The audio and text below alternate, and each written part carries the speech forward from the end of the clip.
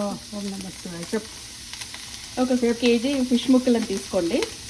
తీసుకున్న తర్వాత దాంట్లో ఉప్పు, కారం, ధనియా పౌడర్, పసుపు ఇవన్నీ వేసి మంచిగా కలిపి పెట్టండి. ఒక అరగంట పాటు దీన్ని మ్యారినేట్ చేసి పెట్టాలి. తర్వాత ఇది ఫిష్ పులుసు మనం చేస్తున్నాం ఇప్పుడు. ఈ ఫిష్ పులుసుకి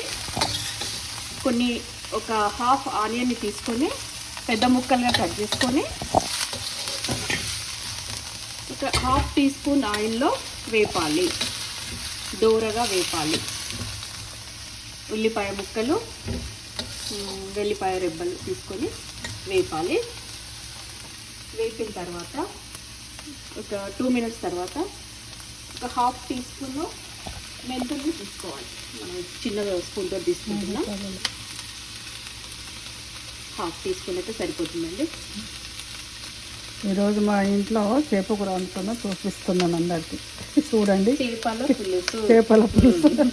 తర్వాత దీంట్లో జీరా వేసుకుందాం.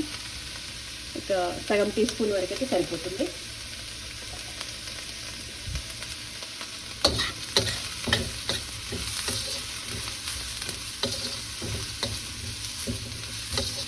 ఈ లోపల మనము ఒక కేజీ చింతపండుకి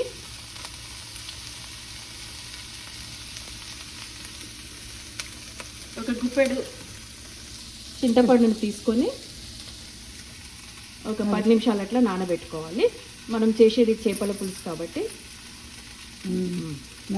ఇది నానబెట్టుకోవాలి. ఈ లోపల వీటిని డార్క్ బ్రౌన్ అయ్యే వరకు వేపుకోవాలి.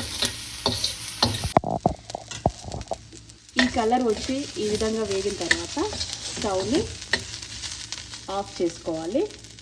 ఇది చల్లబడిన తర్వాత మిక్సర్లో వేయాలి. ఓకే. ఇప్పుడు ఆనియన్ అవన్నీ ఫ్రై చేసినాం కదా, చల్లారిన తర్వాత దాన్ని ఇలా పేస్ట్ లాగా చేసుకోవాలి. ఇప్పుడు కడాయి తీసుకొని దాంట్లో ఒక 2 టీ స్పూన్స్ ఆయిల్ తీసుకోవాలి.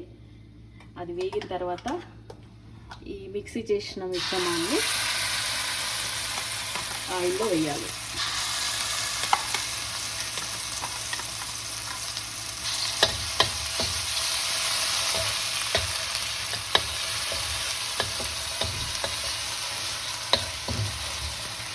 అయితే ఇప్పుడు మనం చేసిన చేపల పులుసు ఏదైతే ఉందో ప్రిపేర్ చేసేది, ఇది కొత్త రెసిపీ ఏం కాదండి. మన అమ్మమ్మలు నానమ్మల కాలం నుంచి వస్తుంది. మన తాతయ్యలు అంతా ఇష్టంగా తినేవాళ్ళు.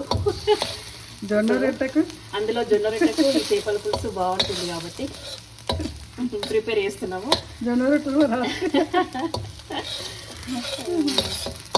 చాలా పాతకాలం పద్ధతి, మళ్ళీ ఓల్డ్ ఈజ్ గోల్డ్ అన్నట్టు పాత రుచులే మనకు నచ్చుతున్నాయి కాబట్టి మీకు మళ్ళీ ఒకసారి పాత చేపల పులుసుని పరిచయం చేద్దామని ప్రిపేర్ చేస్తున్నాము. చూడండి, దీన్ని ఒక 2 నిమిషాలు వేపిన తర్వాత కొద్దిగా పసుపు వేసుకోవాలి. వేసుకున్న తర్వాత మనం ఆల్రెడీ కలిపి పెట్టుకున్న ఇంతకుముందు హాఫ్ అన్ అవర్ మ్యారినేట్ చేయాలని చెప్పాను కదా, ఆ ముక్కల్ని ఈ మిశ్రమంలో వేయాలి. వేసిన తర్వాత కొద్దిగా పైకి కిందికి ఈ ఆనియన్ పేస్ట్ పట్టేలా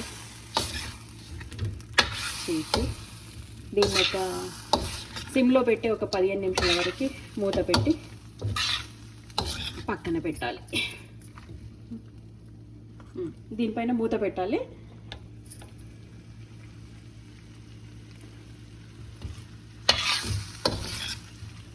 ముక్కలు వేసిన తర్వాత ఇలా ఒక 10 మినిట్స్ వదిలేయమని చెప్పాను కదా, మనం స్పూన్తో కదిపితే కొంచెం ముక్కలు చితికిపోయే అవకాశం ఉంటుంది కాబట్టి కొంచెం బాండీని ఇట్లా కలిపిస్తేనే బాగుంటుంది. ఇప్పుడు ఒక 10 మినిట్స్ అయింది, ముక్కలు కూడా బాగాయినాయి కాబట్టి ఇంతకుముందు నానబెట్టుకున్న చింతపులుసుని పల్ప్ తీసి ఇలా కూరలో వేసేద్దామండి. ఇప్పుడు స్లోగా కింది నుంచి ఇట్లా కలుపుతూ ఉండాలి. ఇప్పుడు కొంచెం హైలో పెట్టుకొని కలపచ్చులేండి. ఈ మిశ్రమము చింతపండు పులుసు ఇవన్నీ ముక్కలకు పట్టే వరకు కలిపి ఒక 2 నిమిషాలు హైలో పెట్టి వేడి అందుకున్న తర్వాత సిమ్లో పెట్టేసి ఒక 10 నిమిషాలు చిన్నగా పెట్టేసి మళ్ళీ మూత పెట్టేసి ఉంచితే 10 నిమిషాల్లో మనకి చేపల పులుసు రెడీ అవుతుంది. ఇప్పుడు 10 నిమిషాల తర్వాత ఉడికిన తర్వాత మూత తీసి చూస్తే ఇలా ఆయిల్ పైకి వచ్చేసి చేపల కూర రెడీగా ఉంది. ఇప్పుడు మనము దీన్ని గార్నిష్ చేయడానికి ముందుగా తరిగి పెట్టుకున్న కొత్తిమీరను పైన వేసుకోవాలి. సో ఇదండి చేపల పులుసు. మేము కొత్తగా చెప్పింది అయితే కాదు, పాత రెసిపీయే, కాకపోతే చాలా టేస్టీగా అందరికీ నచ్చుతుందని అనుకుంటున్నాము. సో ఇది చేపల పులుసు రెసిపీ. నచ్చితే లైక్ చేయండి, షేర్ చేయండి, సబ్స్క్రైబ్ చేయండి. Thank you for watching. Thank you very much.